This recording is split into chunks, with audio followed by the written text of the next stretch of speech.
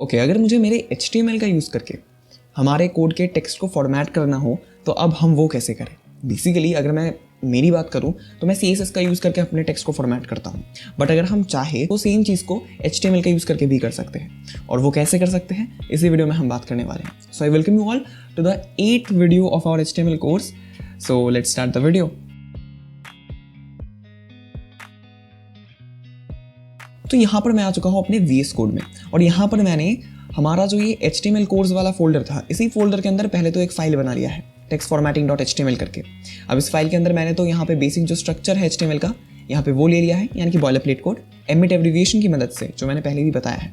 अब यहाँ पर हम क्या करेंगे, नॉर्मली पहले तो एक सिंपल टेक्स्ट लिख लेंगे पैराग्राफ टैग का यूज़ करके। Let's suppose with in paragraph tags मैं यहाँ पे लिख देता हूँ I am a simple text। I am a simple text। अब हम क्या करेंगे, इसी टेक्स्ट को फॉर्मेट करेंगे। ठीक है, तो अब हम जो ये फॉर्मेटिंग करते हैं तो इनको भी हम करने के लिए क्या टैग्स का यूज़ करते हैं। डिफरेंट टाइप के टैग्स होते हैं डिफरेंट टाइप के फॉर्मेटिंग के लिए टेक्स्ट को, तो उन्हीं टैग्स का यूज़ करके हम यहाँ पर भी फॉर्मेटिंग करने वाले हैं। तो पहले जो हमारा टैग आता है वो है बोल्ड टैग। अगर हमें हमारे टेक्स्ट को बोल्ड करना हो तो हम इस टैग का यूज़ कर सकते हैं। अब मैं क्या करूँगा, इस सिंपल जो टेक्स्ट है इसको यहाँ पे रख के सेव कर देता हूँ, और ये हो गया। मैं क्या कर सकता हूँ, यहाँ पे बोल्ड लिख देता हूँ एंड यहाँ पे आ गया I am a bold text. अब इसी तरह अगर मुझे अपने टेक्स्ट को इटैलिक करना हो, इटैलिक, तो मैं क्या करूँगा, यहाँ पे यूज़ कर दूँगा इटैलिक टैग्स का, राइट। अब यहाँ पर सेव करके देखते हैं तो ये हो गया।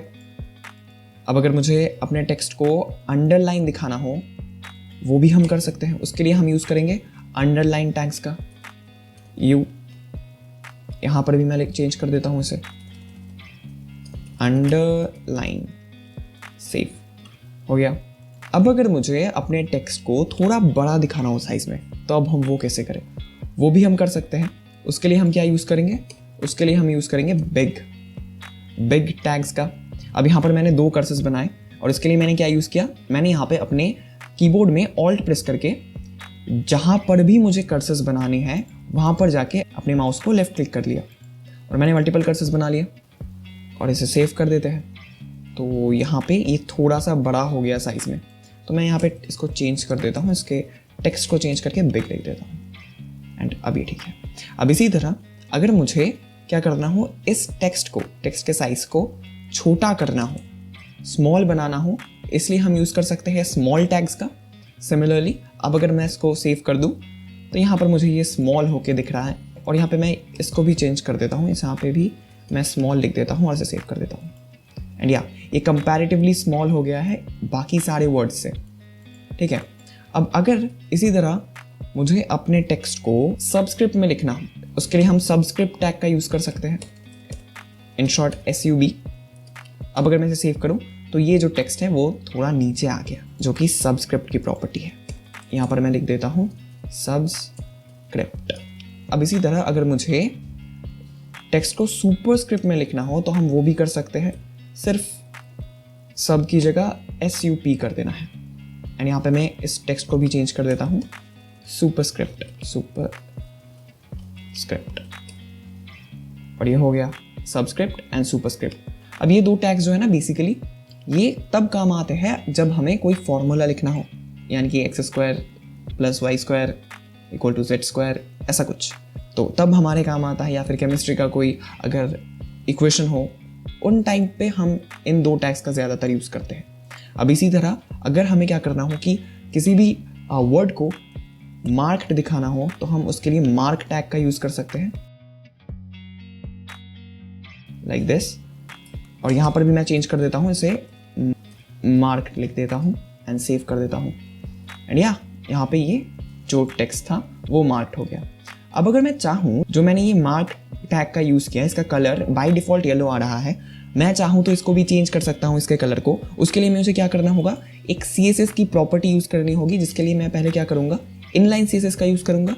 उसके लिए मैं मार्क टैग के अंदर, ओपनिंग मार्क टैग के अंदर स्टाइल एट्रीब्यूट का यूज़ करके उसमें बैकग्राउंड कलर जो है उसको मैं यहाँ पे let suppose light blue, light green भी ठीक है, सेव कर देता हूँ। तो ये कलर जो है वो चेंज हो गया। तो ये मैंने बेसिकली एक CSS का प्रॉपर्टी यूज़ करके किया। अगर ये समझ नहीं आया तो ज़्यादा बड़ी बात नहीं है, क्योंकि हम यहाँ पे सिर्फ HTML की बात कर रहे हैं, पर CSS भी शायद हम आगे कवर करें तब इसके बारे में बात करेंगे। तो ये बेसिकली हो गया हमारा जो भी टैग्स थे टेक्स्ट को फॉर्मेट करने के लिए, उन सब के बारे में बातें। अब यहाँ पर ही मैं एक और बात बोल दूँ, यहाँ पर हमने जब टेक्स्ट को बोल्ड करने के लिए बोल्ड टैग्स का यूज़ किया, हम नॉर्मली बोल्ड टैग्स का ना यूज़ करके नाउडेज हम यहाँ पे यूज़ करते हैं स्ट्रॉन्ग टैग्स का। सिमिलरली अगर हमें हमारे टेक्स्ट को इटैलिक बनाना हो तो हम आई टैग का यूज़ नहीं करते, हम यूज़ करते हैं emphasised, in short EM tags का। तो अब हमें इसकी ज़रूरत क्यों पड़ी? क्योंकि बेसिकली फ़िलहाल के टाइम पे हमारे जो सर्च इंजन्स होते हैं वो क्या करते हैं, स्ट्रॉन्ग एंड एम्फसाइज टैग को ज़्यादा मतलब इम्पोर्टेंस देते हैं बोल्ड या फिर इटैलिक टैग से ज़्यादा। तो इसीलिए हम हमारे वेबसाइट के SEO को थोड़ा सा भी अगर हो इंक्रीज़ करने के लिए स्ट्रॉन्ग एंड एम्फसाइज टैग को यूज़ करते हैं, बोल्ड एंड इटैलिक टैग को यूज़ नहीं करते। अगर आप चाहो यूज़ कर सकते हो, बट इन दोनों को यूज़ करने में थोड़ा सा भी अगर हो तो बेनिफिट मिलता है। So that's it for today's video. यहाँ पर हमने बात कर लिया कि हम कैसे टेक्स्ट को फॉर्मेट कर सकते हैं HTML का यूज़ करके।